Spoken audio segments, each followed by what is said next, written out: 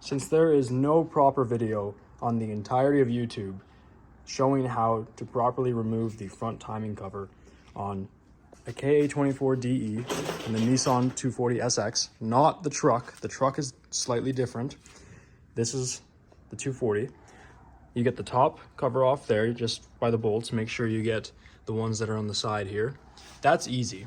When you get down to the second bottom cover and you remove all the bolts, you might be in this position where you're stuck and the cover won't come off. You're prying on it up here, you're prying on it over here, and it gets loose up top here, but it seems stuck on the bottom. It seems potentially that, you know, it might be stuck around here, you'd think. That's what I thought. Until I dug into the YouTube archives, basically, and we found a teardown video that didn't really show what we were looking for, but we happened to spot it. There is 2 bolts that you have to get on the cover undone.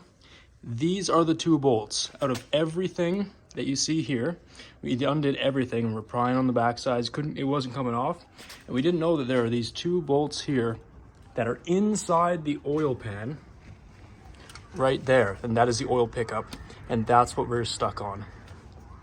So if you get these 2 bolts, or to get them, you have to get under the car.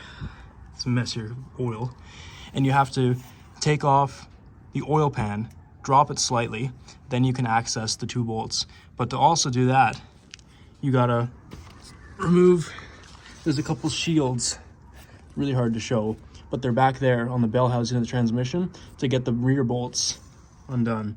Because when you pop this off, you're gonna wanna reseal it. So I'm gonna be taking this off, cleaning it all up, getting all the oil off of there and resealing the oil pan as well in the process. But that is, if you're stuck, that's why. And the moment I loosened these 2 bolts, it just slipped right off, no problem. The truck one is a little bit different because there's an oil pickup down here, and yeah, so there's a couple videos showing that, but there is nothing showing the timing cover on the 240SX. So that was the main reason for all of our headache. You can see there, and that's all it is.